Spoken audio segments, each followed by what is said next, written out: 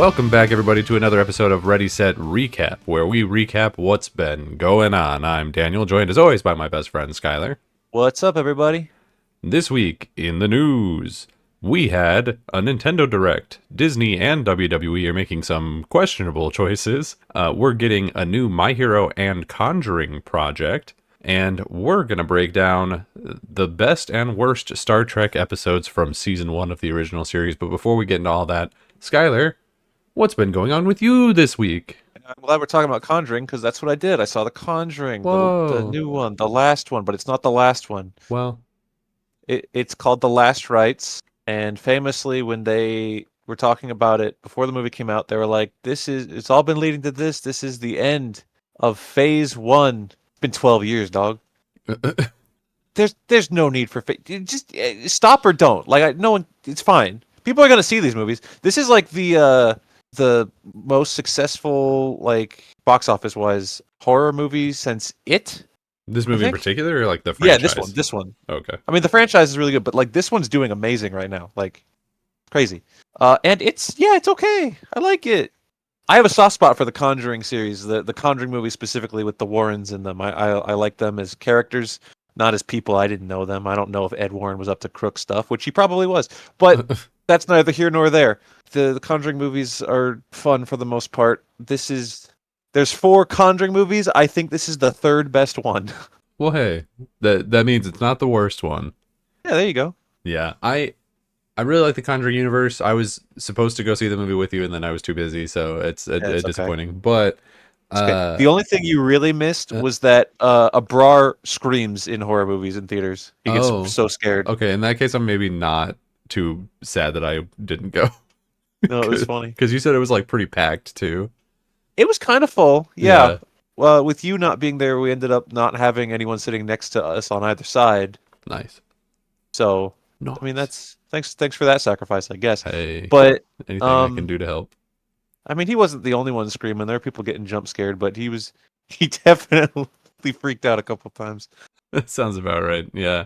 But no, yeah, I really like that universe. I think it's pretty good. I don't necessarily know that like Phase 2 or whatever needs to have like the Warrens in it for it to continue, but I like the sort of Scooby-Doo world we're building here. Definitely. I think them saying phases is just their way of being like, no, we're not done. Right.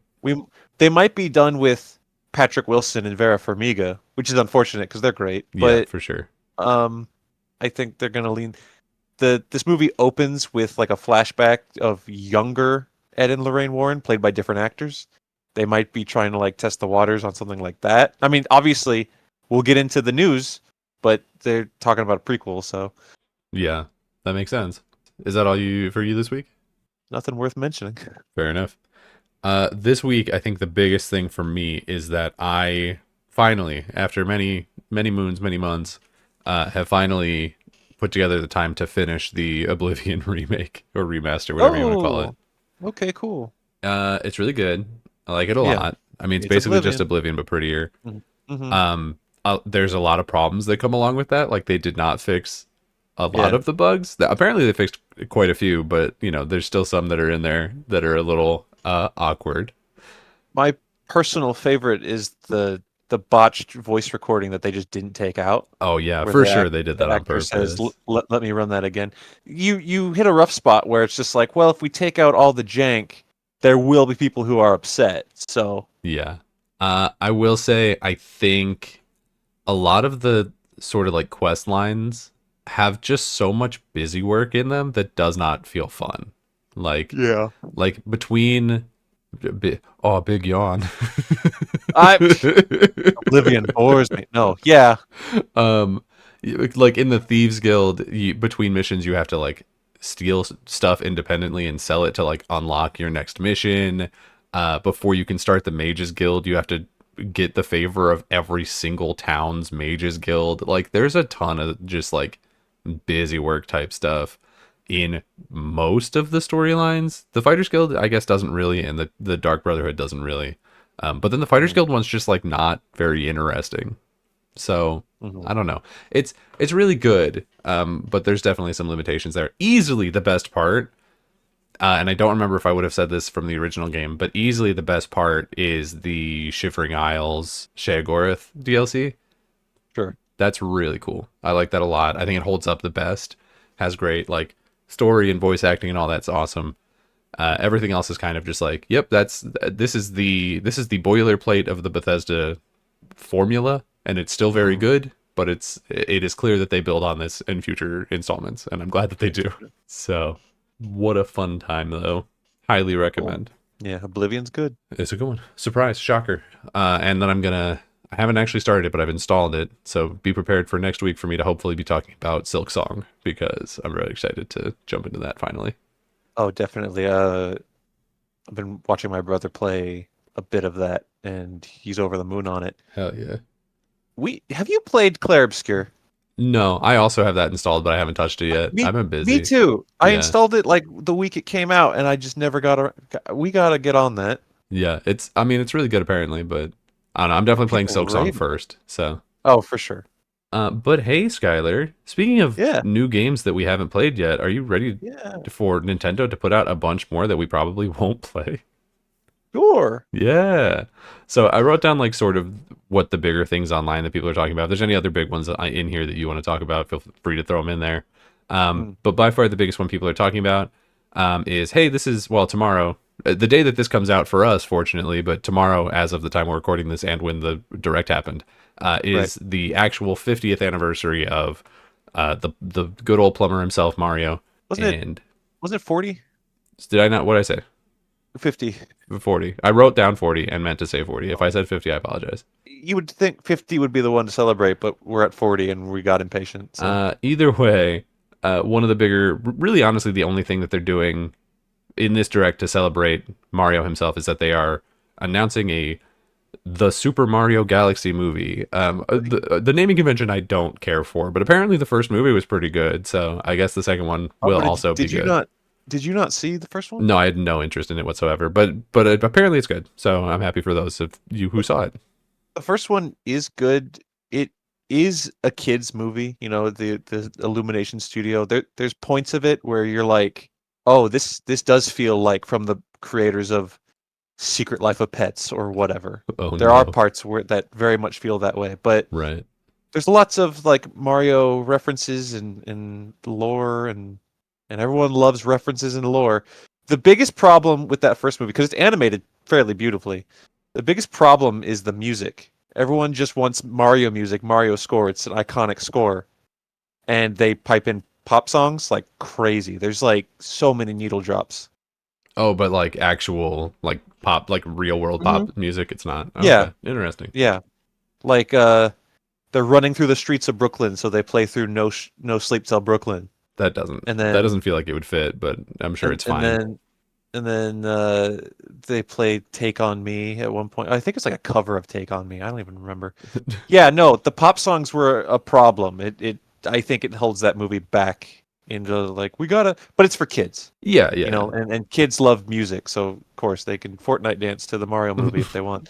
But they did make a point of mentioning the composers for the new movie, and I'm like, how much play are they actually going to get?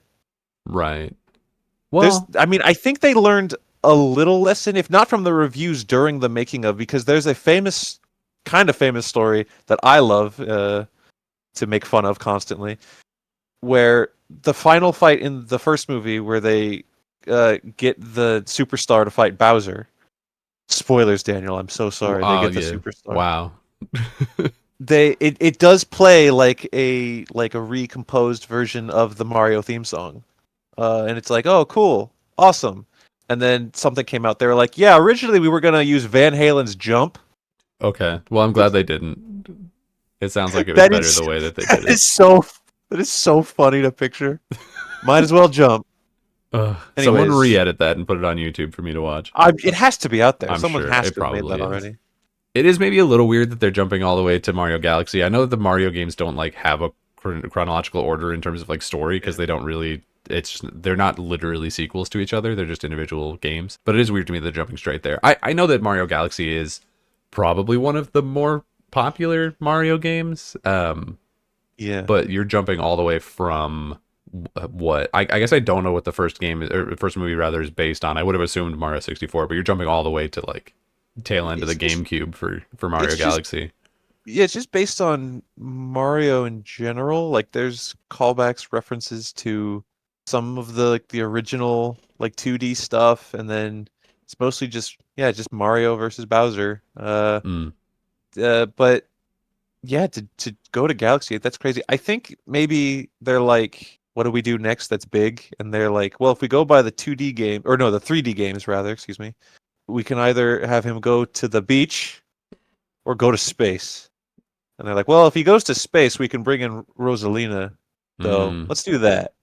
yeah, that's fair. But the last one does end. There's an after credit scene for goddamn Mario, and Whoa. it teases Yoshi, Okay. Is the Yoshi in? Yoshi I haven't egg. played Mario Galaxy. Is Yoshi a part of Mario Galaxy? Yeah, yeah. I don't. Team Mario Galaxy 1 or 2.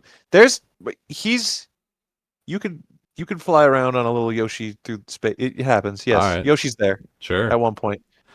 Well, I haven't played them, but they're also re-releasing Mario Galaxy 1 and 2, although they're not updating them at all or probably doing really anything to improve them. I imagine this is the same thing as that, was it Super Mario All-Star or whatever game that they The put out a couple years collection back? of Yeah, 64 Sunshine and I think it was Galaxy. was it? I want to say so. That would make the most sense. Those are like the three big 3D ones You would think so, but then why are we doing Galaxy now again? for the movie, I guess. Also, All Mm, Stars was a limited release. They purposely limited the stock on that so that people couldn't buy yeah, it, which is the only reason I don't own it because now to buy it, it's like $100. It found it. I do have it on my shelf because a friend of ours likes to buy games and leave them at my house. Sucker, This sounds about right. idiot, stupid. It's mine now.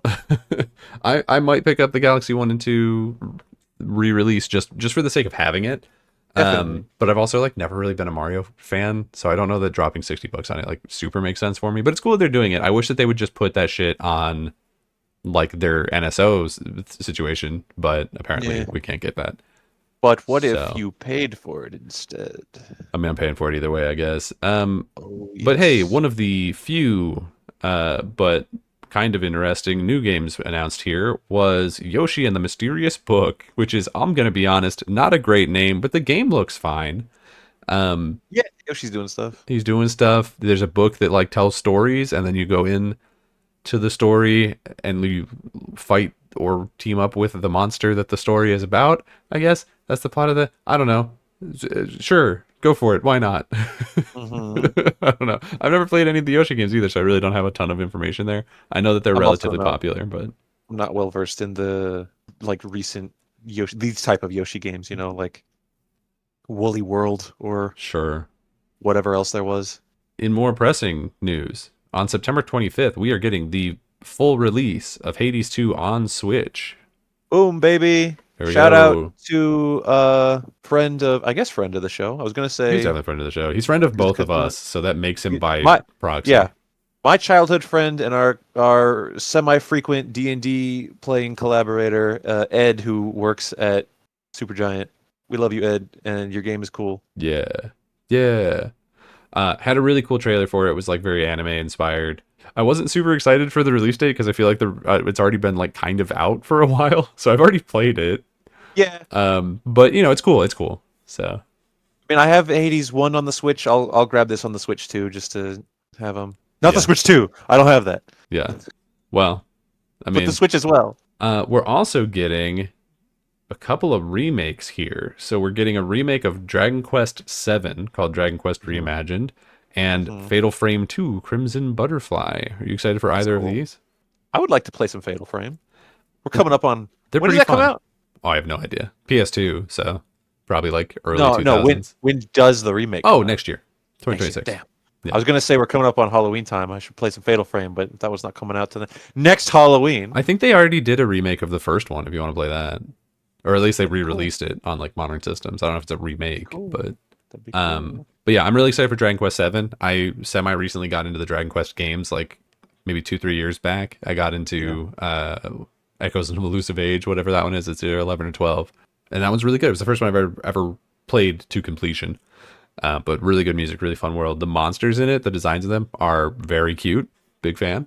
So Excited for that. And then the exact opposite thing in Fatal Frame 2. It No, is those monsters are cute. they They're are they are spooky ghosty boys. Mooch them right on the lips. But yeah, I'm definitely excited for both of those. I'll definitely be picking both of those up. Although probably not on Switch. I assume I didn't actually look up, but a lot of the times when things like this get announced in a specific like a console specific showcase, they won't be like, and also it's on PlayStation and Xbox. But like I'm probably Right. most likely it is, and in that case, I'll be playing them there.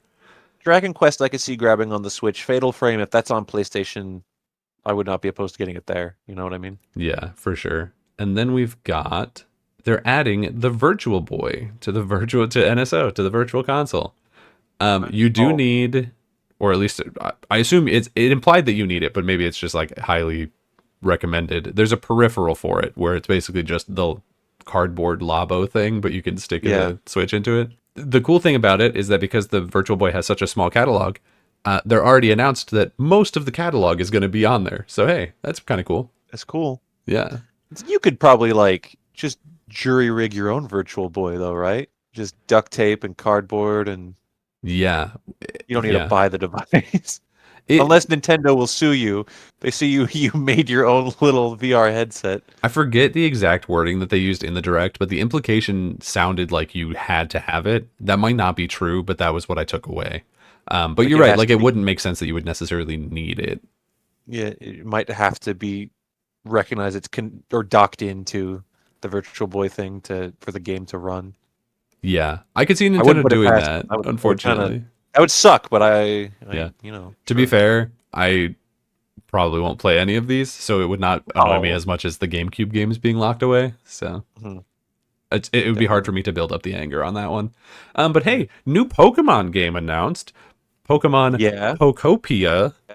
This is a weird one. You play as a Ditto who has turned into a person, so that you can play as a person but still be a Pokemon, so you can talk to Pokemon, I guess, is probably when they do that. The reason when Dittos do that doesn't seem scary at all. It's a nightmare. It's definitely a nightmare. But it's like a little, I don't know, like town builder halfway between maybe a Minecraft and like probably more a Stardew Valley and an Animal Crossing. Yeah. Except your villagers seem to be all Pokemon. I don't know if at any point they're going to like evolve. We see almost exclusively Gen 1 Pokemon in the trailer. With the exception of, I think Drillbur was in there. You know what it kind of gave me the vibe of? It's definitely like, look, this is Animal Crossing, but then you see, it's like, you do this, and then these people show up, and then that gives you the ability to do this. It's like Viva Pinata. It does have some of that, actually. Yeah. Except I doubt your like main mechanic is making the Pokemon breed. I would doubt it heavily, especially since you are a Pokemon. Extra creepy. Gotta be part of it. But you are the sex Pokemon. Ditto is the sex Pokemon. Oh, but then what? But then you would be the one. No, we can't do that. We can't do that. Ooh. That can't be what this game is. Oh boy. No. That's a little. Let's move on. Hey, speaking of the exact opposite of sex, have you ever played any of the Danganronpa games? I know the answer is no, but I don't even know what you just said. Go on. So Danganronpa, or as it's known by a friend of mine, Dugan Dampa. That's good. You have a funny friend. I first found out about it through the anime, but basically it's a series of games where it's a murder mystery game. A group of very eclectic Japanese high school students get trapped in a place, and then they have to play a murder game where only the last survivor gets out. Right. Gotcha. But then every time that somebody does a killing, there's a trial, and if the person who murdered the person gets caught, they get out and everyone else dies. But if you catch them, then they are then executed. So it's like kind of a social deduction game, except it's obviously single player, so there's not really that aspect of it. They're pretty fun. I would say the stories fall off pretty hard. I played 1, 2, and 3, and 3 is, I think, genuinely terrible because I'll spoil it here. So Danganronpa 1 and 2 are real, and Danganronpa 3 is not. Danganronpa 3 takes place in an alternate universe where all of the kids had like their minds erased and put into this game, but no one's actually dying. It's like they're on like a reality show, which is an interesting twist, but it's also like, what the fuck are we talking about? That's weird. Yeah. Anyway, this one, because I think the ending of Danganronpa 2 is kind of where we started going in the direction of just like everything's stupid. And Yeah. this one is called Danganronpa Rampa 2x2, and literally the entire thing is made a second ending. So, Oh. um, maybe it's better. I already for me, Danganronpa 2 was the better of the first two. I think Danganronpa 1 is like iconic. It's the one that takes place like in a school, and I think it has the characters that people recognize the most. But I Mhm. think 2 is the better game. So this is actually pretty interesting. I don't know that I'm gonna like pick it up and play it again unless I see really good reviews about it. But yeah, I'm actually pretty interested in seeing what happens here. Cool. So also, especially if this turns into like a revival of the franchise because we haven't gotten a new one in a minute. Yeah. But for me, the game of the show was the final game of the show, which is Fire Emblem Fortune's Weave. I'm a big I knew. I yeah, knew. I'm a big I boy. knew this was gonna get you. Yeah, I'm a big strategy game guy, and I in particular really like the Fire Emblem games. Although I haven't played several of the original ones, um, because they didn't come to America. That's not my fault. I didn't make Japan do that to me. But Right. I think I really stepped into the franchise like at Awakening, which was during the DS era, and then I've played pretty much everyone since then, and have gone back and played a couple of the older ones. And I enjoy all of them. I think they're very good. This one's exciting. It takes place in the same world as Three Houses, which is I think their most like globally popular one. It really took off in a Mhm. way that previous ones did not, particularly in the West. So it makes sense it's in that same universe. There's just a couple of references to it. I don't know how much crossover there'll be. We have one character who's there, but she was just like sort of an overarching like deity character called Sothis who sort of exists in your head. She's not like one of your units or anything. Uh, but I'm definitely interested in it. I think it looks good. I wish it wasn't locked exclusively to Switch 2. Looking at it, I Mhm. don't know for sure that it makes sense that it needs to be. But hey, that's one game that's over there Yeah. that is dragging me one step closer to having to buy a Switch 2. So I guess To that is the the beginning. That's the beginning of the Switch. end for me, baby. Yeah.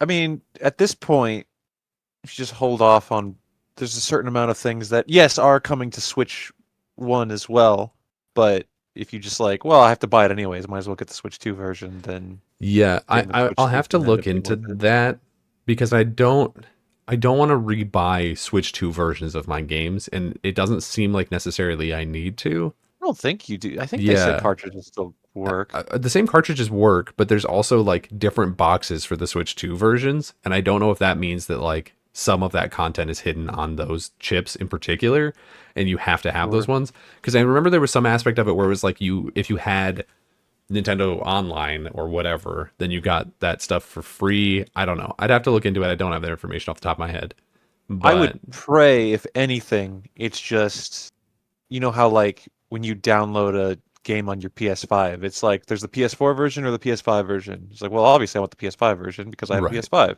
right. Maybe you put in a Switch original cartridge and it's just like this game is ever so slightly weaker, but do you care? No. No, probably not. Well, Metroid Prime 4 got a release date. oh sure, yeah. I forgot that was in there. There's also like people are calling it an open world section. I'm sure it's actually not that open world, but there's a section where you get to drive around on a motorcycle, so that's kind of You get a neat. bike. You get Yeah, a bike. kind of cool. I don't know. I've never really had any interest in that franchise, but I'm glad that it's finally getting another game. So that's There's exciting. a there was a handful of things that was. You want to talk about Mega Pikachu, or was it Raichu? Mega Raichu?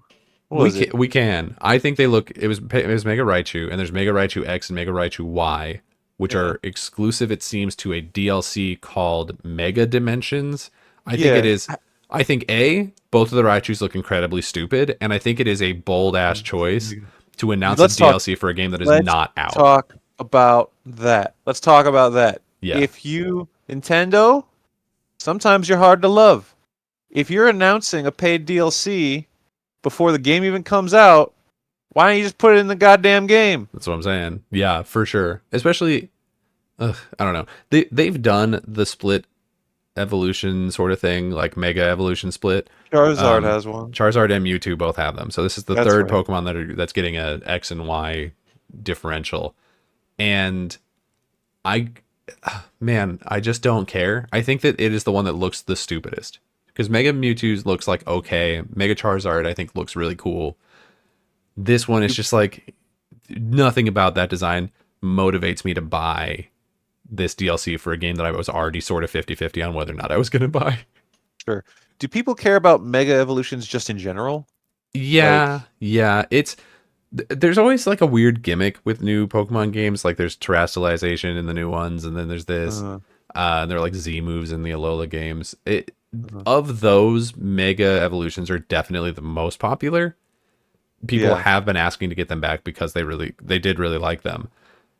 I don't know that this is gonna be like a huge thing, but people are definitely excited for it. It was especially big in like competitive play. I know that. Probably fine. You know what? I wanna switch back to the Animal Crossing Pokemon thing really quick. Pokopia. Pokopia. I almost called it Poketopia, and that's not what it is. My notes autocorrected the word Pokopia to pooping. So So if we're talking about pooping, um, so okay, that trailer it starts. This is gonna Abrar's gonna clip this. It's okay. gonna be our clip.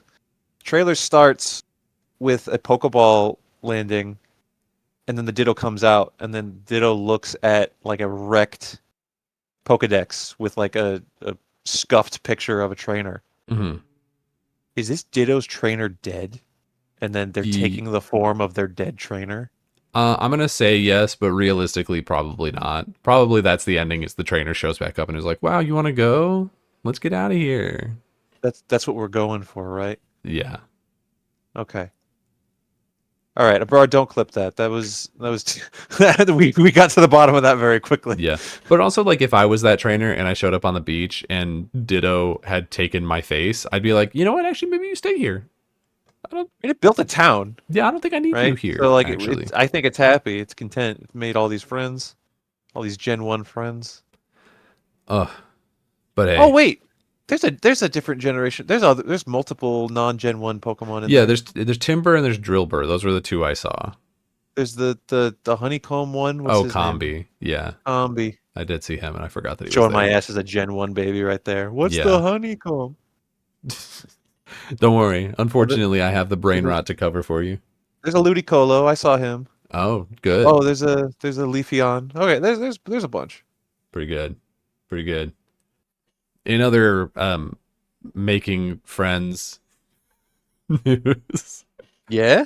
there's a new report out, finally coming from like reliable sources, that good old Jonathan Majors himself is apparently going to be in Doomsday as Kang. Now, No way. Where now, I didn't see you didn't share this with me. I didn't see this. yeah, it's unfortunately being shared around on like actual news sites now. It's not confirmed. It's not confirmed, but it's like they're pretty sure. I'm looking into this right the hell now.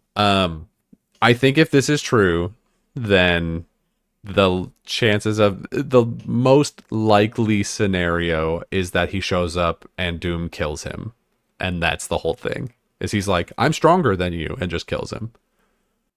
No, that can't be real. I'm not buying it. I don't know, man.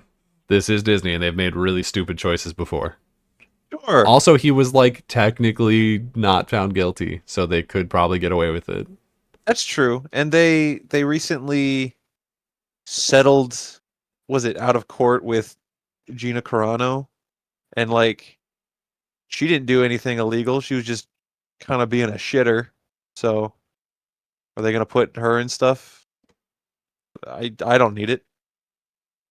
It's possible. I don't know, man. I don't know. We're in a world now where you can do all kinds of hood rat stuff and just kind of get away with it now because other people are doing worse stuff, I guess. Yeah. So who Sure. knows, man? Who knows? Well, we've spent the better half of, you know, the last 20 years proving that people will just go see things anyways. Like there's no monetary, like Mhm. very rarely does a boycott or like saying like, "Oh, that sucks. I'm just not going to watch that."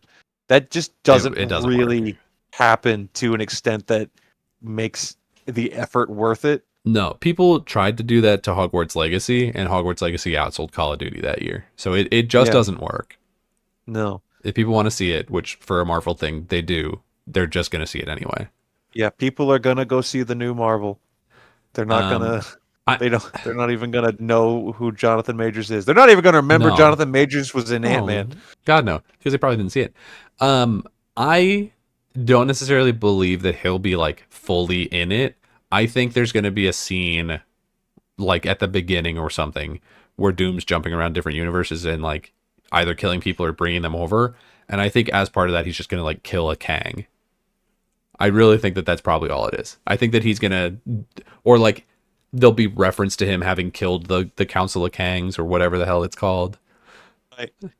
He's gonna have that big old throne room of his with like a trophies of all the various people he's killed, heroes and villains throughout Right. multiverses, And they'll be and like, he's gonna have like a throne made out of the thing's rocks. You know, we've seen that before, and then yeah, he's gonna have the mask or the severed head, the headdress of one of the various racial stereotype Kangs oh, that he was gonna the play. Ramatut one. Yeah. Or the Crimson Yeah. Centurion. Yeah. Yeah. For sure. For sure. I think that's the most likely situation. And like maybe they show like a CGI version of his face for like 1 second. And so they have to pay him. And so maybe that's leaking out a little bit. I don't know. He's not going to be part of the movie 100%. No, definitely not. I don't believe that will happen because I don't know a single person who's like asking for that. No, well, Jonathan I think Majors probably. oh sure, whatever. But like as far as moviegoers, as far as Marvel fans, I guess they're not like they're not still asking like what happened to Kang. I don't think people care. No, God, no. I think at the most there's like a couple people out there that are like hyper fixated on it being a drop storyline, and they're like, "That's so annoying." They're probably like he should show up and Doctor Doom should just kill him. But then like your average people or even your people who are still fans, they don't. No one's asking for Kang. No one cares about that at all. Like No, Doctor Doom. If not at this if you're point. still on the Marvel hype train, you got Doctor Doom coming. That's all you want at this point. I'm pretty sure. I mean, tell me if I'm wrong in the comments. Yeah. I Be think as mean as you possibly can. yeah, be super mean. Make it as long as possible. Yeah, Try to incite yeah, more comments underneath your comment. yeah. I But just think know I won't read it. yeah, I'm not gonna read it. you do read some of them though. I've seen you comment back. Yeah. Well, But yeah, no, it's I think are people excited for Kang? Probably not. I think that they could be they did such a piss poor job building him up as a villain. I think you could make him better. You'd probably have to recast. Uh but you could probably bring him back around. I think it's weird maybe that they're continuing the Franklin Richards thing without Kang. Like they brought him in with it, but they're ended that entire storyline. Man, I don't know. There's they're just pivoting. yeah, there's a lot going on, and I'm not going to pretend like I really care about the extended mythos and lore of the Marvel Cinematic Universe at this point. So whatever, just put out good movies. That's all I need. Especially since they're threatening to end it and Yeah, well, restart they're it. going to reboot it. We already know that for So sure. So who cares really? But hey, one thing that we know 100% confirmed is that WWE is doing WrestleMania 43 in the Kingdom of Saudi Arabia. I assume Riyadh, although I fantastic. didn't Yeah, specifically see it say that. it's Riyadh. Yeah, it was Um, announced. It was rumored for a good minute there, like highly, like everyone kind of saw the writing was on the wall for this, yeah, and then they announced it officially today at a press conference where the press were not invited. awesome. We love that. Yeah, It's I mean they don't have a great track record with the press, to be they fair. don't have a great So record with Saudi Arabia at this point. One time they no, went I there. meant Saudi Arabia. Oh, okay. Saudi Arabia does not have a great track record Other with the they don't press. have a great track record with the press, and WWE doesn't have a great track record with the press. It is we are on Mhm. evil playing ground. I meant to say equal, but we're both are correct. We're on evil Um, playing ground. the what was it like the first or second time they went they got trapped there, and then the most recent time they went there there was like bomb threats and potential missile strikes like Yeah, being there threatened. was missiles being fired. They were just like in the line of trajectory, not like they were Yeah, the target, but no, no, it was all just something where people were like, you probably shouldn't go. yeah, no, And no. WWE is that sassy 16-year-old girl rebelling against the parents saying, "Oh, you told me not to do this? I'm going to do it even harder." And do it twice as hard, baby. Yeah. Yeah. I look, man. They got to get their money, I guess, and I don't want to like. I'm not going to just like completely write off the idea of like doing shows over there. I'm sure that obviously there's a lot of fans there. It's the people who live in Saudi Arabia and want to watch this show have nothing to do with the bad politics that Yeah. happen over there. It's not their fault. Like I get Nope. that, and I understand that there's a lot of fans over there that want to watch this, and for them, I'm happy. I do think it's a really weird choice to do this and then probably dictate to your staff that they have to go to it Yeah. because so many people already, even without the constantly inflating tensions in the Middle East right now, already don't feel comfortable going there. In particular, women. Yeah. This is a interesting choice. I guarantee it's because the prince or whatever paid them an ass load of money because it's a 2-night Definitely. event, so it's going to be way expensive. But guess who doesn't necessarily get that money anymore? The workers, The yeah. the wrestling talent, because it's now for a while it was a thing for the first couple years. It was like, we're doing a show over in Saudi Arabia, massive paycheck bonus, go get that Saudi Arabia bag, baby. Hmm. But now, like, it's confirmed, like, just because you wrestle in Saudi Arabia, which you have to wrestle in Saudi Arabia, does not mean that you get that bonus. That's like, I'm sure Brock Lesnar gets that bonus. I'm sure Roman Reigns will Yeah, get that bonus, and I'm sure that's how we got CM Punk over there in the first place. yeah, But absolutely. if you're Roxanne Perez, Mm. I don't want to speak for her because I don't know her contract deal. Who the hell am I? But I would have to assume that they're like, "Hey, Roxy, you're a tag champion. You need to be on this Saudi show, and we will pay you as if it is just a normal pay-per-view. Yeah, you're going. Well, So you have to get on this like 19-hour flight or whatever it is." I do know that they do get better pay for Mania, so they're probably still getting better pay, but it's Yeah, not, sure. they're not getting like extra bonus pay for flying to a potentially No. kind of dangerous place. Like right now, and I don't think Saudi Arabia is like directly in the line of fire, but Israel over the last week has bombed at least 3, possibly as many as 5 different Middle Eastern countries. Mhm. And I don't think Saudi Arabia was one of those, but it's just like tensions are high. And we've got a couple of months between now and when WrestleMania is still, but I doubt that tension's gonna like go away. Historically, tensions in It the Middle East it's are also it's always also present. it's not this upcoming WrestleMania. It's the next one. Oh, okay. I didn't know what number we were at. Yeah, so this is WrestleMania 43. The next one is 42, and that will be in Vegas again. That had its Okay, own okay. news, if you'll remember, about not being. It was going to be in New Orleans, I'm pretty sure, and then Vegas was like, "No, just be here again. We'll pay you." And they're like, "All right." All right, So sounds good. they literally follow the money in every instance, and that's the At least, real bummer about this. So, yeah. like, if you do like pro wrestling and you My are very condolences. against, yes, definitely, and you are very against like this on a political standpoint, you just have to not watch WWE and cope with the fact that they don't Don't care care because at all. they have the money. Like, another thing I complained about WWE recently is they've stretched every bit of their product that they can across like 7 or 8 different streaming Hmm. platforms. It's Um, becoming as hard to follow as professional pay- football. Pay-per-views are only available going forward. Pay-per-views are only available on the new ESPN streaming thing. But there are certain pay-per-views like Saturday Night Main Event. They're still under contract for Peacock, so those are still on Peacock. If you want to watch Raw, you need to have a Netflix account. If you want to watch SmackDown, I think that's on USA, so you need some sort of television provider that has USA. I don't know where the hell NXT is anymore. I think they finally stopped doing those shitty speed matches on Twitter. I don't know, man. Yeah, who's to say? It's so hard to follow. You need to have all these things to keep up with. Yeah.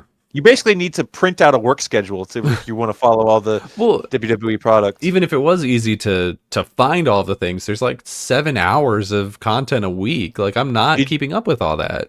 did you hear that Stephanie McMahon said, "Hey, go use a VPN"? Okay. Stephanie McMahon said Yeah. that. To So what? like, Get the no? Because oh no, the yeah, network just doesn't even exist in the UK anymore, right? That just like fell through, didn't it? I think Or is I think about you to, or something like I that. I don't know. I don't know. Do we have any UK listeners that want to If comment? you're in the UK, let me know. I'm pretty sure I heard something that it was like either it had just stopped existing in the UK and it moved over to something else, or was about to. I think they get a majority of the WWE stuff on Netflix. Damn, Okay. we're asking for not only a UK listener, but one that's willing to comment and one that watches wrestling. Yeah. Hey, if you exist, let That me you're know. not out there. I'm sorry. They're out there, but they're not watching us. Yeah. The yeah, WWE is becoming more and more difficult to watch, both literally and like emotionally. Unfortunately, like they Definitely. have some really good content, but it's just like it's spread, like you said, spread across a bunch of things, and then you've also got like Linda McMahon's doing some really bad stuff right now, and Mm, Vince McMahon is known criminal, and Triple H is mm. like maybe okay, but like probably not, and there's a lot of just like really questionable stuff. I think Triple H is better than Vince Oh, business certainly, wise, yeah. but like politically, I think he's just It's he's doing all the just same shit. So yeah, and it just makes it like hard to root for them as a company. You know what I mean? Not that the product is any worse, because like it's fine. Like we've watched the pay-per-views together. Like the pay-per-views are still yeah, fine to good. they get, Like it's totally the product is almost unaffected as far as I'm aware.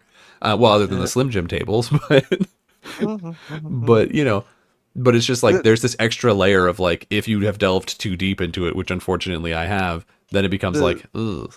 the sad fact of the matter, and I guess the point I was trying to get to was like I came to the realization when like I was like, how do I add ESPN to my whatever? How do I watch this shit? And then they do, what they're doing, and it's just like I might just like give up on WWE for a bit, and like maybe I'll watch the odd show like Survivor Series or WrestleMania if I'm free and at noon when they do WrestleMania in Saudi every year from now on. Right. But Isn't there technically a wrestling pay-per-view, a WWE pay-per-view happening right now? no, I think it's next week. I when I opened up YouTube to look up a thing right before we got live, there was a WWE thing that was live that was like in Mexico or AAA related or something. Oh, Yeah, Worlds Collide Las Vegas is live right oh, now. Worlds Collide is happening right now. Did Dominic Mysterio win the AAA championship? I'm certainly not watching it. You know I'm here with you. Okay, well, I'm not gonna look it up. We're busy. The point is, I came to the realization like, okay, well, I might just stop watching WWE for a minute. Uh, but then like, I also realized like, well, they don't care. They've got all this Netflix money. They've got all this Saudi Arabia money. They've got all this ESPN money. They do not give a shit. Like, if 50% of their viewership just stopped watching, I think ESPN would care. They'd be like, hey, what's happening? But WWE would be like, well, we got our money. Yeah. I mean, that's definitely true. It's I'm sure that they would care because obviously it would hurt their future TV or streaming deals. So, but it's yeah, you're right. It is definitely like at this point they're shopping it around. I know that they just merged with TKO, but Yeah. it just reminds me of that whole rumor mill before that happened of like what if Disney buys them? And honestly, I wouldn't even be surprised if they just like ended up consolidating all of their streaming services onto one thing again, but then like just selling it to them and just getting out. Because I don't know how much they even want to touch it anymore. Vince is like low key trying to start his own thing. Triple H, he doesn't seem like he's got the heart for it right now. I don't know, man. Literally. Yeah. So Whatever, who dog. knows? I don't know. Yeah. Will I watch that WrestleMania? I mean, yeah, probably. Probably not live if it's at when do they go live in Saudi Arabia? Like 10 a.m. for us. It would. I assume. Well, yeah, Mania is a long show, so I don't know. It would be somewhere between their pre-show probably starts because they do those long ass pre-shows with Yeah. nothing on them. Their pre-show probably kicks off around 9 a.m. or 10 a.m. and then the main card I'd imagine would start around noon. Which we've watched wrestling events at noon before. Yeah. Yeah. That's not really the issue. It's the 2 nights in a row of it that would become a lot, I think. Oh yeah, Saturday and Sunday. But hey, let's get to some more exciting news, yeah? Oh yeah, what else we got? There's a Conjuring prequel being made that was alluded to earlier. Oh yeah, Wow. I don't yeah. know. We probably could have just talked about it then, to be It honest. probably could have, yeah. but here we are. Yeah, I don't know. there How as much did they mentioned, tease it in the new movie? they didn't really tease it other than so the movie starts where the without spoiling anything because it's fresh off the presses movie for those who are listening. The movie starts tying in what ends up being our current threat to the birth of the Warrens' daughter, Judy, who's been a character throughout basically every Conjuring movie. And played by a different actress in almost all of them.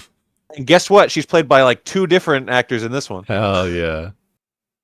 During that flashback, we kind of see, Lorraine pregnant, and it's two different actors playing young Ed and Lorraine Warren, Are, and are they're they like good. They're known like spot actors? on Oh, casting too. good. Yeah, no, I didn't recognize them. I was just like, that just looks like a young Patrick Wilson. Hell yeah. So, Well done.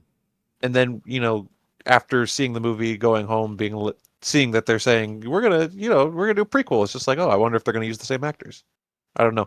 I could see them not doing that. Unfortunately, I could see them being like, well, we need a name. We need a big name to play young Ed Warren. We need Tom Holland and Zendaya They'll just have Tom Holland to play play. like Lucifer, and they'll be like, "There we go."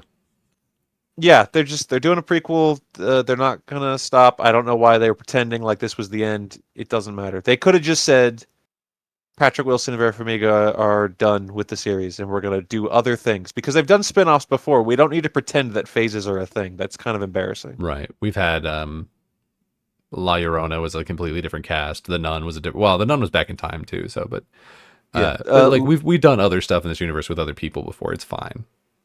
everything ties in directly. Like obviously, the Nun is the main baddie of the second Conjuring movie, and then there's certain characters that kind of cross over. The Warrens are in the third Annabelle movie. Obviously, Annabelle's in the first Conjuring movie. La Llorona is the only one that doesn't really. La Llorona technically doesn't really count as part of the universe. They don't count that, even I though thought they did. Isn't there like a priest that carries over? yes, Yeah. there is a priest that does carry over from Annabelle and he's in that. But like, if you look at like the Conjuring series, La Llorona is not part of it. It's not Eh. officially listed. It's a extended canon. Sure, It's the novels. it's the yeah the what's the Star Wars thing called? Oh, I don't know. Legends. Legends. Star Wars. Yeah. It's Conjuring Legends. Golly. I'm excited for it. I definitely still want to see the new Conjuring movie. At this point, I might wait for it to go to streaming because I'm not going to go watch a horror movie by myself. Uh, Yeah, it might have legs in theaters, so yeah. it might not hit, but it'll hit HBO Max eventually. Probably, I would assume before the end of the year. Oh, yeah, most likely. For sure, for sure. Or well, they might do something stupid because so often, Put it in there for like especially horror Halloween. movies, Yeah. yeah, they're gonna be like, "Well, Halloween's right around the corner. Let's get it on streaming right before Halloween." But like, you're cutting the legs out Yeah. from the theatrical run. But I don't know. I'm not in charge of that, so It is what it is. But hey, I'm excited for that. Something that I'm much more tentative about is Mhm. Netflix has announced that they're moving forward with their My Hero Academia live action show. This is almost certainly being pushed because of the success of the One Piece show, and I don't think it'll be Definitely. as successful. I think we were all surprised by how successful live action One Piece was. Oh, Not just like in its 100%. execution, but like in people watched it and liked it. Yeah. People who I That's know who have had no interest in One Piece, the anime, watched that yeah. entire show and were like, "This is pretty cool." In season 2, Yeah. so yeah, I think part of the reason why the One Piece live action worked is because it still felt so cartoony. Because Mhm. One Piece, especially in the early seasons, is very cartoony. It is very like whimsical and lighthearted. My Hero Academia is not that. My Hero is like, I mean, it has those moments, but overall, it's like a pretty dark show. Like people are dying, bodies are getting disfigured, like awful things are happening, and I don't know that that's gonna work the same in live action. Clearly, Netflix has found a formula that works for One Piece, so maybe they'll surprise me. I Yeah, am but like they're more tentative for this than I was for season 1 of One Piece. so like you can't see this and be like, "Oh, One Piece was good. That this is a slam dunk." Hmm. Because not just because the shows are different but if you look at specifically Netflix's track record of live action anime before One Piece, like Cowboy Bebop was not that long ago, No, it wasn't. and it was horrible. Yeah, yeah. I only did we watch it together? I feel like I saw either clips or like an episode with you, and that was my extent of seeing it. Maybe I don't remember. I definitely watched it with some people over Discord. You might have been there. I don't recall. It was not good. The bits that I remember No, seeing, not great. it's So, it's it's did they it's also do not. It's the? bad across the board. Did they do the Death Note one? Is that That them? is a Netflix movie. Yeah, Yes. I did watch that one with you, and that one was ass. Yeah, that Yeah, one. Sorry. yeah, and I'll never It forgive you was for it. no. It's just every once in a while, you got people over, and you just the inspiration strikes. You're like, hey, this is really bad, and you just put it I on. I'm just glad I'm not Steven. You made his ass watch Norbit. He made me watch Norbit. Don't you let him lie to you. I will not stand for this. I'm just saying. Look, I didn't know that y'all had it like that, but I guess so. I'll take responsibility for you don't mess with the Zohan, but I will not take Hmm. responsibility for Norbit. We just watch Well, bad movies. that's fair. That's We all fair. watched as a group, as our friends. We watched 80 for Brady the other day. We did, and it was all right, I guess. What a heartwarming time. Yeah, it was a great time. But yeah, you haven't, I think, engaged with the My Hero universe like really at all up to this point. So I doubt this would be the first thing that you would jump in on. But do you have any interest in this at all? This is gonna sound worse than it is intended. Hmm. This is not me saying I didn't. I watched the first episode of My Hero, and I was like, cool, I'll get around to it. That was like 3 years ago. Right. Yeah. No, that Um, sounds about right. so, but no, I it's always that thing that's on the back burner, like I'll get around to My Hero eventually. I wouldn't start with the live action show. No. Yeah, for sure. I wouldn't recommend it. No, I haven't even seen it, obviously, but I mean, maybe that's not fair to say actually, because like, if this comes out and it's really good, and then you watch the live action show, because like Mhm. that's how some people are getting into One Piece. They're like, I never watched One True. Piece, and then you're like, oh well, this is probably more accessible for you. Watch this, and then if you like the anime, you like the anime. So I mean, I guess it's possible if it gets extremely good word of mouth. Mhm. Maybe I'll check it out. I'm a really big fan of My Hero. The as with most fan bases, the fan base is crazy. Don't engage with them.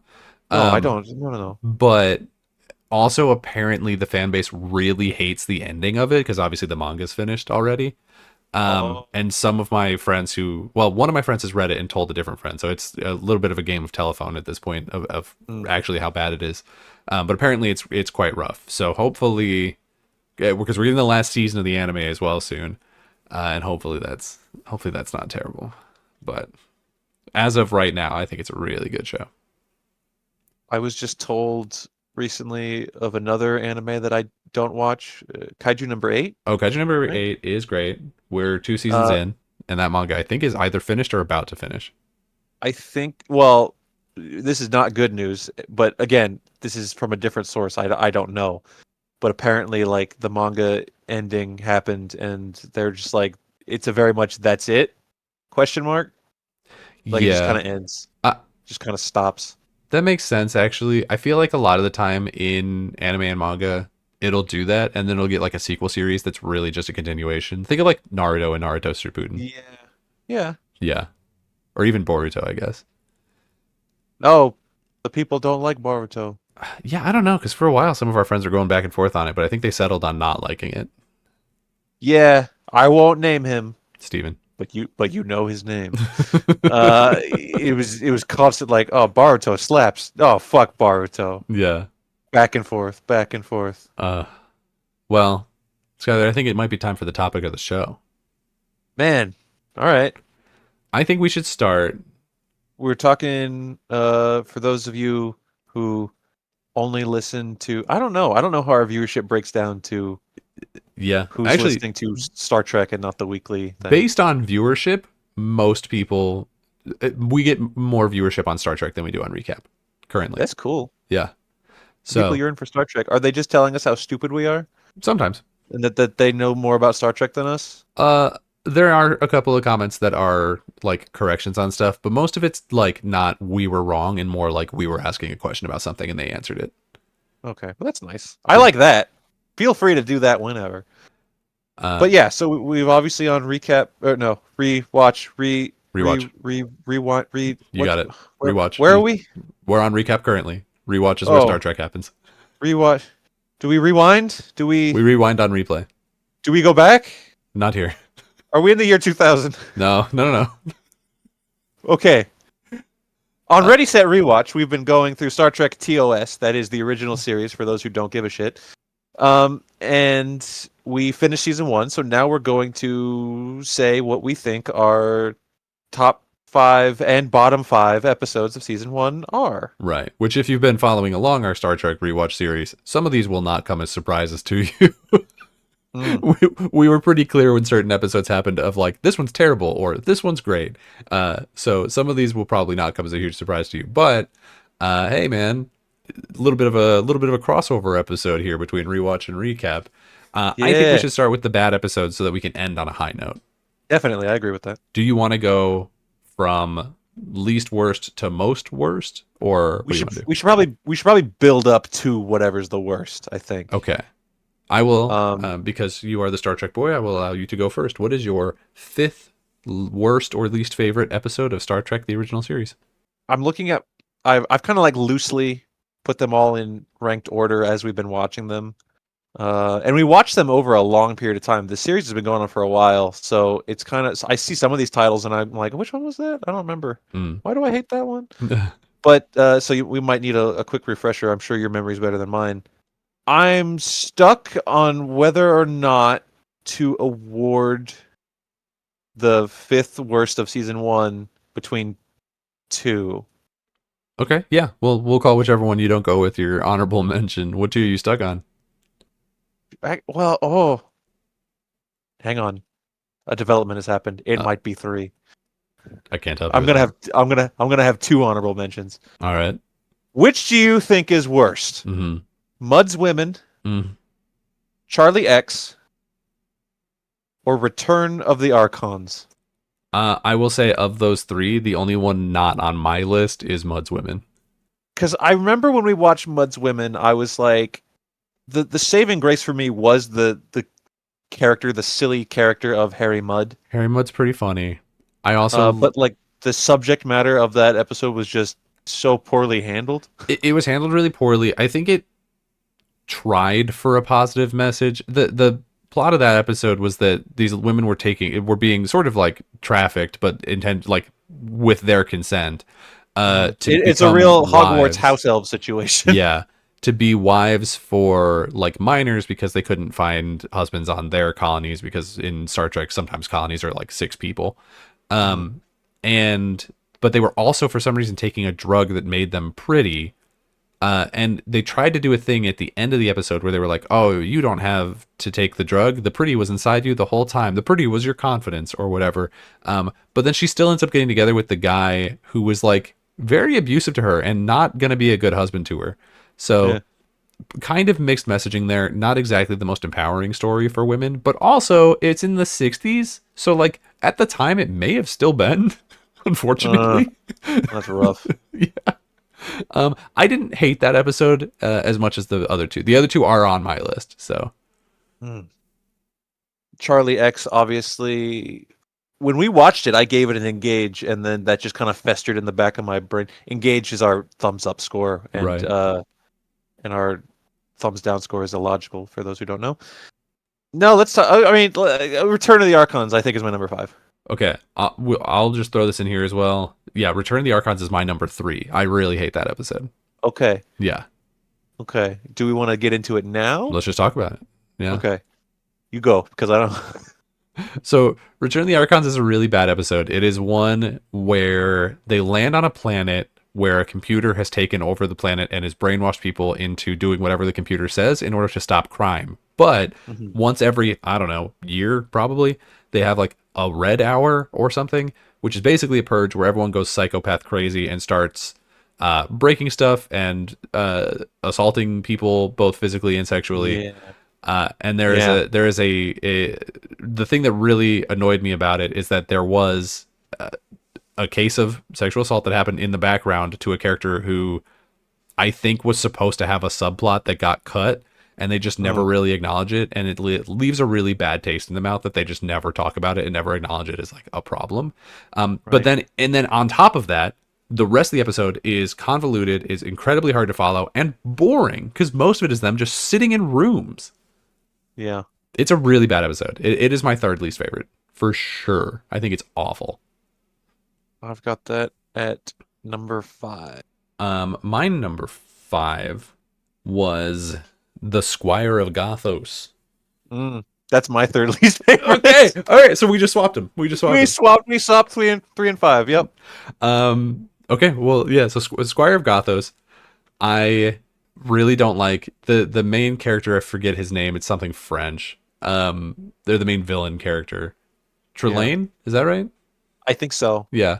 Trelane is he's an all-powerful godlike alien being, which is a very common thing in Star Trek. And my least favorite. Yeah. Hey, hold on to your seats, guys. You're going to hear about more than one of those in this list. It's worse. Yeah. And he has literally a Napoleon complex where he's a huge fan of Earth dictators. He's been watching from a distance, so he is, for some reason, he's kind of doing the Futurama alien thing where he's getting like transmissions from forever ago because he's watching through a telescope and like the way light is, he's like, so he's seeing Napoleonic era even though we're in the future. And he's the worst. He like traps the crew of the Enterprise on his planet, and then is incredibly rude and just like annoying. He's one of my least favorite types of characters, which is the boyish but yet all powerful. He's a kid throwing a tantrum the whole movie, the whole episode. It's the bad side of like the Loki archetype. You know what I mean? Yeah. Yeah, he's very Loki troublemaker, but like every time these very serious Starfleet officers are like, "Well, we need to go now." They're like, "No. You have to play with me in my troublesome mansion, which I control." And the episode ends with him getting spanked by his godparents. Right. It's just incredibly unsatisfying. There's really the only saving grace I think for the episode is that Kirk hates him as much as I do. Yeah, there you go. I think like the one positive is that Kirk is just sick of his shit from second one, and I kind of respect that. But man, yeah, it's not good at all. There's a lot of aspects of this episode where it's sort of pointing a light on problematic people, and I think the show tries to say it as like this is a bad thing, but it doesn't do a great job of it. Like at one point, he assumes that Uhura is like a slave because she's black. And it's just not. There's a lot of like touchy subject matter in it that's just not handled well. Nope. Yeah. Obviously, you disliked it slightly more than me with it at your third. Did you have anything else? I think a lot of these are kind of like in a fluctuating position. These bottom of the top 5 worst, right? Like the 5, 4, and 3. They're kind of like they might be interchangeable, honestly, if I like were to rewatch them. But I'm pretty confident in my 1 and 2 that those are staying exactly where they are. Yeah, I think ours are the same.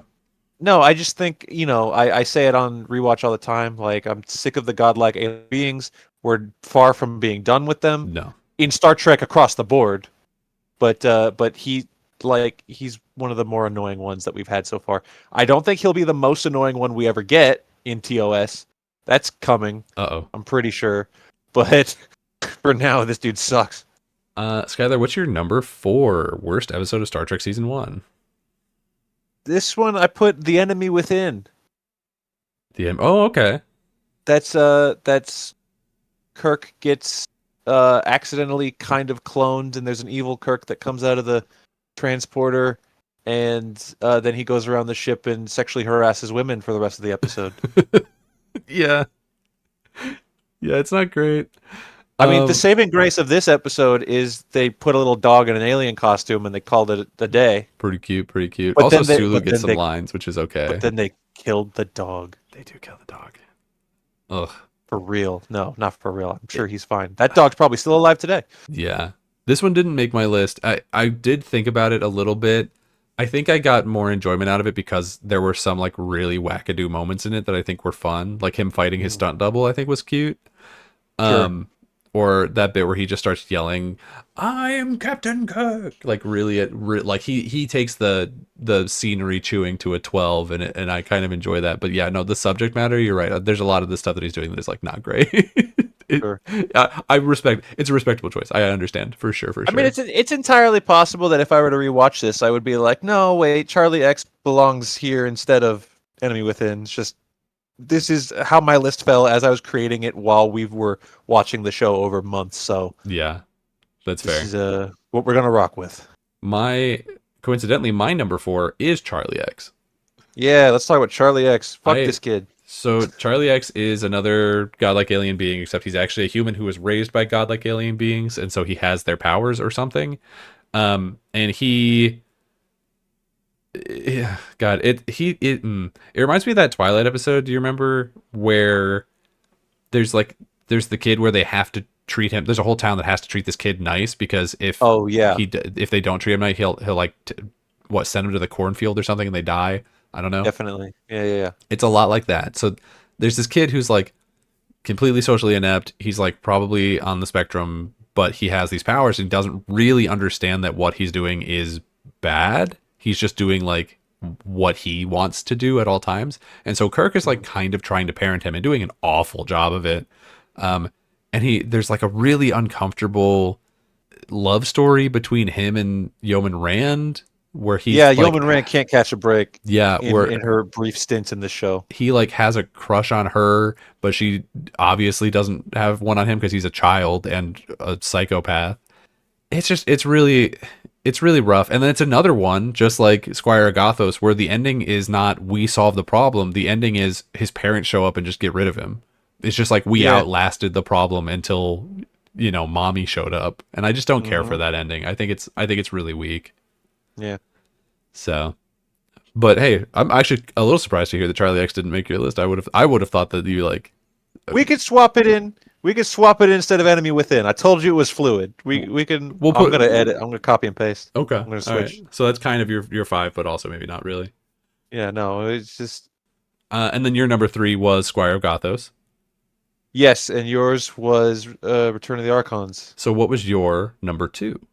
Our number 2 and 1 have to be the same. I can't possibly imagine they're not. Yeah. Number 2 is Miri. Correct. Also true. Yep. Yeah. Miri is an episode where the Enterprise crew beams down to like this almost post-apocalyptic planet that's been like ravaged by sickness, and the only survivors are these kids. And then Kirk like does not put up the boundaries he should with a certain young lady. It's fucking. I don't like it. A lot of these bottom tier episodes have like sus behavior as far as like that goes. A lot of them get like extra negative points for really problematic things that are not handled well because it's the 60s. In this case, it is him having a sort of romantic situation with a girl who is both, I think, 14 and 114 or something, because the disease made it so that the children were like 300 years old. Yeah, it was like because they were trying to cure aging, and what they ended up doing was it somehow turned into a disease where if you were prepubescent, it would take 100 years to age you a week or something like that, something crazy like that. And then, but once you hit puberty, you got sick and died, like really fast. And so it ended up being this world that was completely inhabited by children. But also the children were older significantly than the crew. So it was one of those like weird anime, My Girlfriend's a Dragon situations. But I think, I don't want to say worse than that, but definitely what makes my blood boil in this episode is just these awful, shitty children. They're so annoying. These dirty, and you know what? It was the 60s, I'll say it. These ugly children jumping around, screaming, saying whatever the bullshit Lost Boys fucking nonsense. They're smacking Kirk with clubs. Kirk is just trying to like talk to him. I hate these kids. This is a bad episode. Yeah. The only even remotely positive thing in this is I think Spock and Bones working together to create the cure is like kind of interesting, and I love the moment where Bones uses the like vaccine on himself to test it because he doesn't want to Yeah, risk anybody else. I think it's a good Bones moment, and it's a real shame it's in this episode because this episode is unbearable. a little bit. Like it's real bad. It's only Man. slightly more bearable than what is certainly our shared number one. Yeah. Yeah. I will say also, I think the set of this is interesting because they use that. Was it? I want to say Woodbury. That's not correct, but it's the town from The Andy Griffith in the Show. Andy Griffith Show. Thank you. Woodbury's from The Walking Dead. Yeah, I know that that's not the right word, but for some reason that's the one. Because the town has a name, I just don't know what it is because I never watched Andy Griffith. But yeah, they use that set multiple times. This is probably the I think they used it in Return of the Archons. yeah they used it in this Return of the Archons and City on the Edge of Forever, possibly another one. Yeah. Those are the three I know. Did they use it in the episode with the Klingons? No, no, the Klingons are in like a weird like fort Mm, town. yeah, I don't remember. Yeah, it's funny because like for a while it was every time we go back to this town, it's just like budget ran out, gotta go to Andy Griffith Show. Yeah. And then it was kind of a lamer episode, and then eventually we got to one episode where it's like, oh, we decided to film a good one here while we were here. We'll film a good one. May as well. But hey, I will take the honor of introducing the worst Please. episode of Star Trek season Please. 1, which we have a Please. short that says this is the worst episode of Star Trek season 1. It is the alternative factor. To be fair to Gene Roddenberry and crew, this episode had a lot of difficulties getting out the door, and so I will give them some benefit of the doubt on it, but the episode is still terrible. It's about this guy Lazarus who is fighting with himself from a parallel dimension, and they're like crashing back and forth. And the problem is we can't have both of them on the same dimension on the same time, or all of reality will be destroyed because of a matter antimatter explosion or something. And so we're having to deal with these two different versions of this same character who are, save a bandage on the forehead sometimes, indistinguishable in the way that they act. They are both psychopaths. They're both assholes. There's no redeeming qualities between any of them. And it becomes really confusing trying to figure out what's going on because even the crew doesn't know what's going on. They'll be like, there's a thing going on, but we don't know where it is. And like, maybe it's here, but maybe it's not. And so it becomes this like garbled mess of, I don't know what's happening. And it doesn't feel like the writers or the characters in the episode know until maybe the last second of the thing. And it just does not come together well at all. There's like a romantic subplot that gets scrapped because they accidentally cast a black woman for it, and then they didn't want to have the white guy kiss a black woman, which is the 60s, but also like awful. Yeah. It some of the worst makeup I've seen in the show to date, which is saying something, but that beard on Lazarus looks terrible. The budget had to be extremely low. The only thing new that we have is the Jetsons car that they may have already had built for some other show. I don't know, man. It's a rough watch. It's so bad. It would be bad. I don't like it. Yeah. You basically covered it. It's, man. I think it was the one we when we watched it, it was the one I was most like, what's happening? Wait a minute. Hold on. Like I had to rewind multiple times, be like, oh, okay. Mm-hmm. Like you can't not pay attention for even a second. And even if or you do else pay you'll attention. be lost. Yeah. And yeah, it's just no, it's bad. I think a lot of Trek fans will agree that this is a bad episode. Maybe there's worse to come.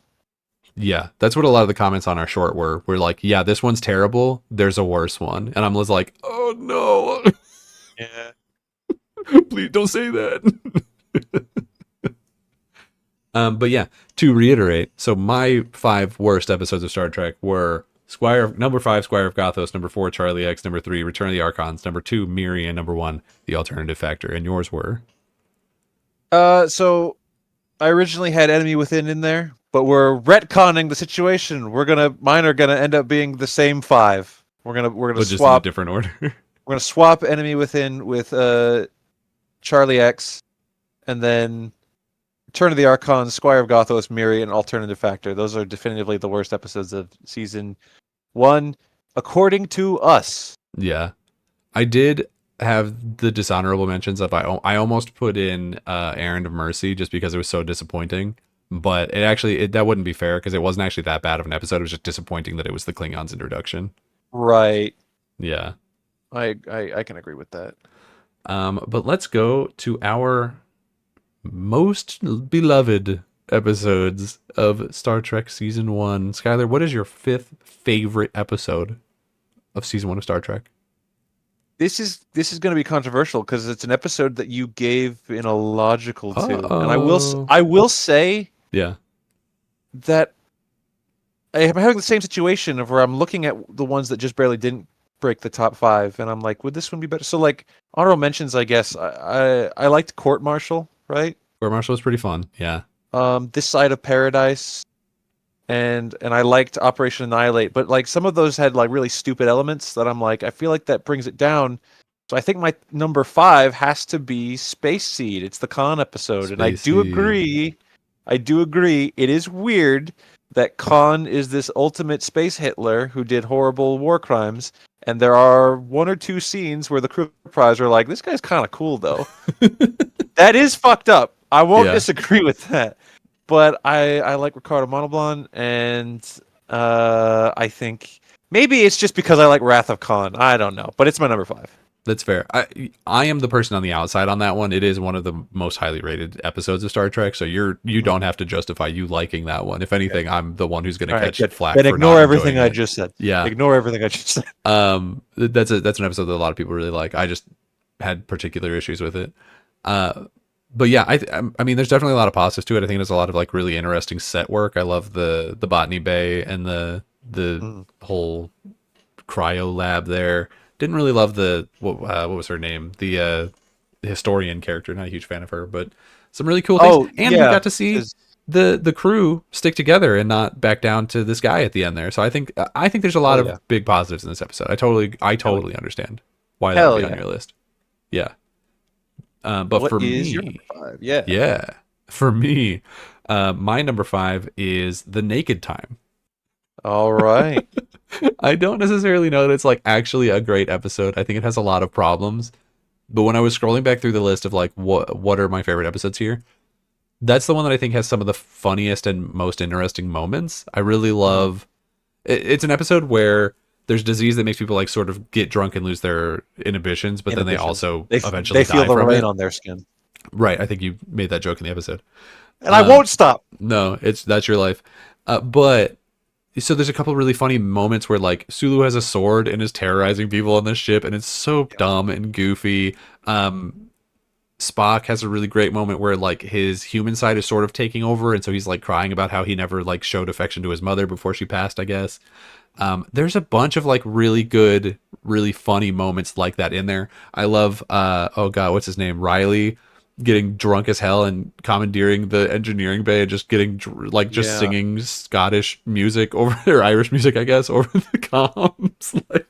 Like it is so funny that we are this like supposedly incredibly efficient military force and we're taken out by our guys getting drunk.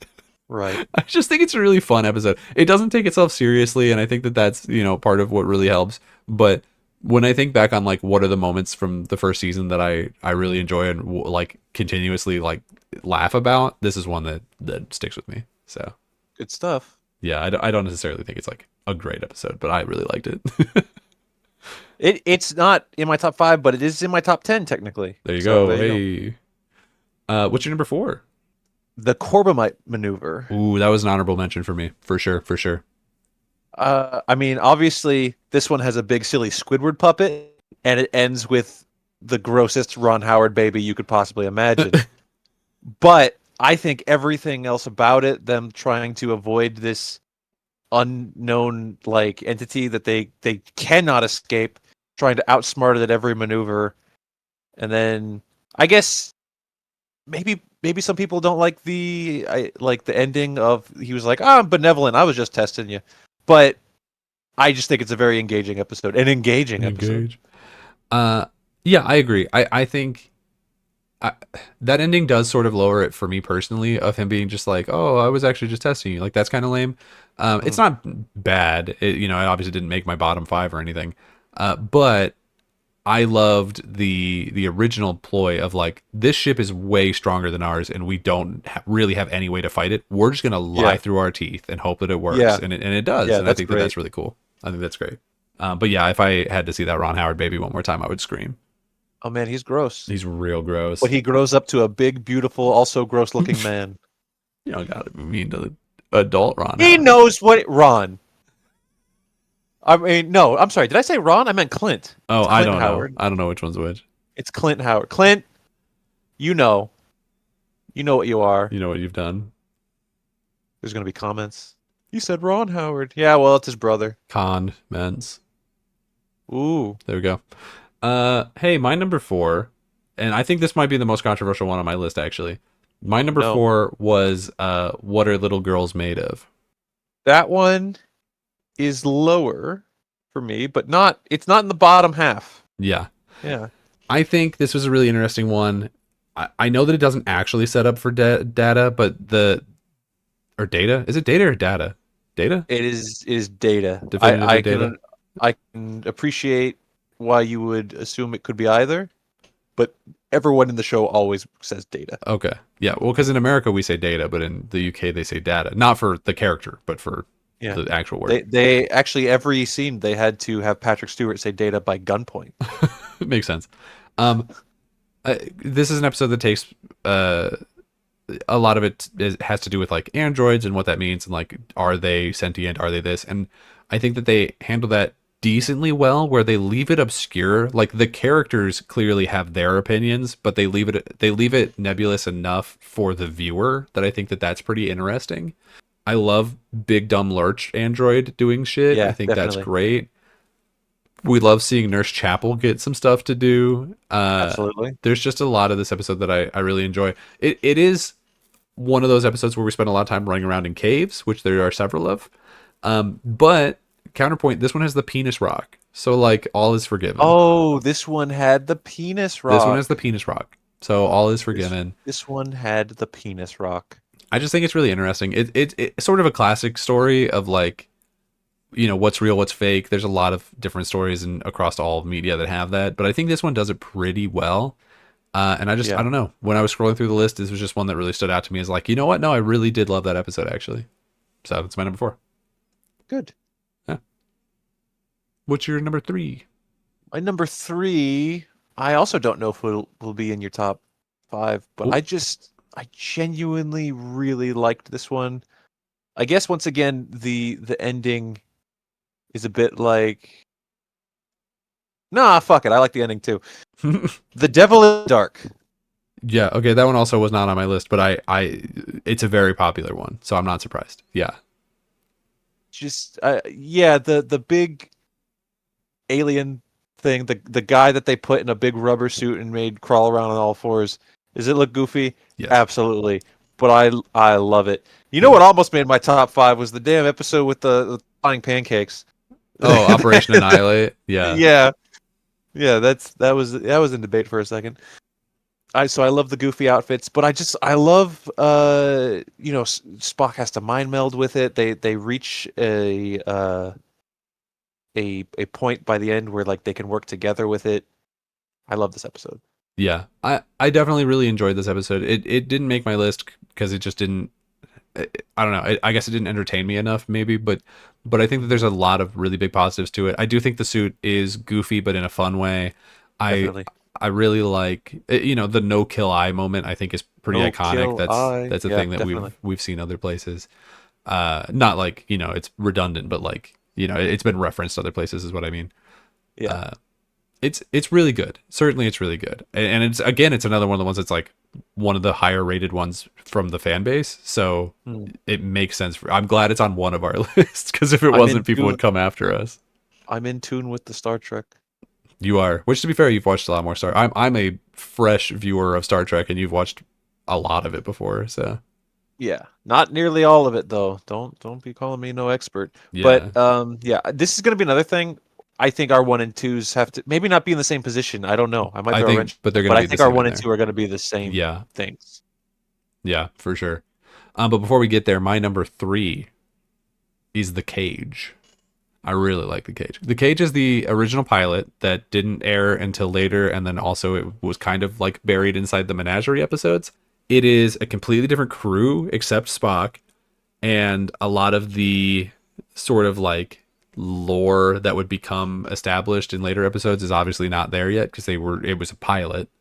But I really enjoy it. I think the crew of the first Enterprise is genuinely really, really interesting. I think there's some cool camera work. There's like that opening shot where it comes in through like a skylight on the bridge that I can think of. Yeah. I think Yeah. the monster makeup on the Telosians looks really good with their like beating head brain thing. I think that's really cool. Disgusting pulsing vein. Hate We it. go to But I like love it. four different sets as we're like time traveling or whatever. There's some genuinely really cool stuff happening in this episode. Uh and I don't know. I really, really like Captain Pike. Like I would have loved to have gotten a whole Yeah. show of this Captain Pike. Yeah. Not that I dislike Kirk, but I wish we had somehow Definitely. Yeah. gotten both. Cage. The Cage is my number 10 overall, just Mm, under the Naked Time. So there you go. there we go. Yeah, I really, really enjoy it.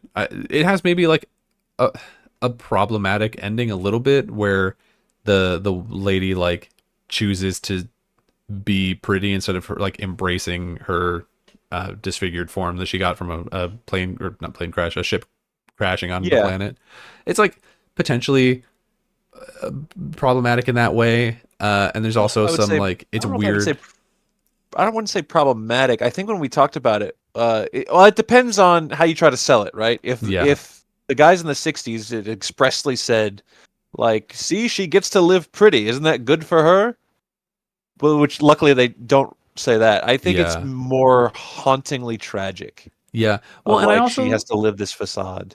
I do think because there is a line where he says like you'll allow her to keep her beauty or something, but I think it goes beyond that because like when she's switching between the forms, like the quality of life between the two must be dramatically different.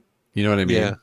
So even if that's sort of a facade, but like in her mind she views it as true, where she doesn't have to feel probably the pain of having that form. It seemed like she had some kind of respiratory issues. Like even if that is the case, I think that's worth it. You know what I mean? Mhm. I'd probably Yeah. make the same choice. I wouldn't want to leave and have to deal with that for the rest of my life. You know. But yeah, I Yeah. know I really enjoy it. I think that it's I think it is one of the episodes of Star Trek season 1 that like made me think the most, and I really appreciate that. Cool. And we had godlike alien beings, sort of, but they were like beatable if you were just clever. And I think Yeah. that's the fun little middle ground here. Boom. Perfect. But what's your number 2, bud? This is controversial Uh that oh. this isn't number one, I think. Okay. But I I think it just comes down to preference. Yeah. It's objectively a very, very, very, very good episode. Probably, I mean, I get it. I get it's the best episode. I think my favorite is just my number two is The City on the Edge of Forever. Yeah. That's my number 1, and I assume my number Yeah. 2 is your number 1. Balance of Terror. Yeah. So we can just Yeah. we'll talk about Yeah. Edge of the City on the Edge of Forever first, and then we can go Yeah. to Balance of Terror. But yeah, it's what a bomb ass episode. Hell yeah. It's so good. Oh man. It's I think that we looked at it and it was like one of the ones with the highest budget, and I think that shines through. You know, they still Yeah. use that Andy Griffith show set for it, which probably saves the money, but they fill it up with extras and they get like cars going through it, so it feels more like a city than how it Mhm. feels every other time that we go to that set. Edith Keeler is an outstanding character. Edith Keeler Must Die is one of the most dramatic lines in the first season for sure. I think it is incredibly powerful. Him Mhm. holding Bones back at the end to like stop him from interfering with the time. So okay, so City on the Edge of Forever is an episode in which the crew travels back in time. They land on a planet where there's a portal that sends them through time. Bones has accidentally drugged himself, and so he jumps through and somehow alters the timeline. And then Kirk and Spock go after him, assuming that what he's done is because he was drugged out of his mind at the time. He's messed something up. He's killed something. He's broken something. But they find out when they go back that what he's done is he's actually saved a woman's life. And by saving her life, he has irreparably destroyed the timeline to the point where literally the Nazis have taken over the planet. Yeah. So, like, the Federation doesn't exist, their ship isn't there. And so, Kirk has fallen in love with this woman and then has to make this decision of like, this woman who stands for peace and love and all of these things the only way that she can actually achieve her goal is by dying. Because if she continues and creates this pacifist movement, then it leads to the situation where America loses and the Nazis win. And You had the right idea at the wrong time, is what they say. right. And it is incredibly powerful. It is such a good episode. Some really great acting from the whole crew gets involved to some extent. Sulu's there, Uhura gets a couple of lines. Even I think maybe Scotty's the only one that's missing, right? I don't think he gets anything. No. But everyone else gets something to do. I think it's just really good. I really, really love it. That the love story and the tragic ending there, that really stuck with me. I think that's why it's currently my favorite episode of TOS. For sure. Yeah. And I think that's across the board. Like everyone says that like this is the best episode of maybe the whole damn show, not just season 1. I know that Mirror Mirror gets a lot of talk too. I don't know if that's like above or below, but when I was looking at like the rankings on IMDb, Mirror Mirror is also really high. Mm-hmm. But we haven't gotten there yet, so we'll see. But yeah, why do you prefer Balance of Terror? Romulans are cool, dude. No, Romulans are cool. To be fair, I just love the submarine warfare. It's what Star Trek at its like action heavy is. It's what it's best at.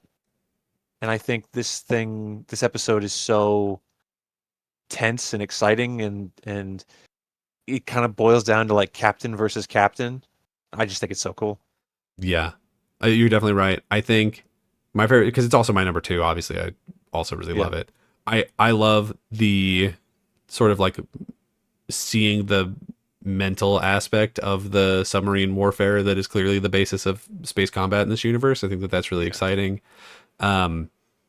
It's interesting how much time we spend on the Romulan ship and like seeing their perspective on things. I wouldn't have expected that from this show. Yeah.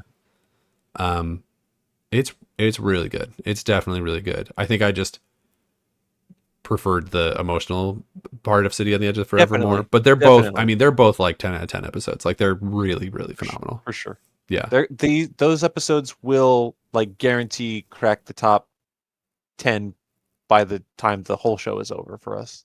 Easily. Yeah. I'd be surprised because we're already, I mean, there's 3 seasons, but I think we're already like by number of episodes, like halfway through. Yeah. So including the cage and then like the 2-part episode, right? We've watched 30 episodes, and then I think season 2 is like 26 episodes and season 3 is 24, something like that.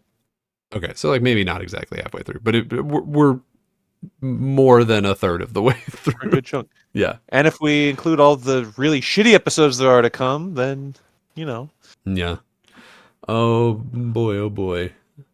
But yeah, hey, those were our favorite and least favorite episodes of season 1 of Star Trek, the original series. If you want to hear our thoughts on them in more complete and more shortly after viewing them, you can go and watch all of those videos. They're currently available on both Spotify and YouTube at Ready Set Replay. You can find all of that wherever is most convenient for you, and you can leave a comment telling us all about how we're wrong and how actually Charlie X is an underrated character. There's Charlie X stands out there. There has to be. There's gotta be. There's at least one. And if you're there, I want to hear from you. You can follow the show. Charlie X does have the scene where Jim is like tumbling around in the gymnasium. Oh yeah, and he's got his bulge out. That's true. Oh, yeah, he's packing heat. Well, if you want to follow the show, you could do so on Twitter at @RSR_POD, or you can follow me on Twitter and Blue Sky at DanielJMcG. You can follow me on Blue Sky at Skyler 8-bit. And until next time, everybody, we'll see you around. The game's just starting, the world's so bright. Jump right in, everything feels right. Let's play, take a trip back in time where pixels and memories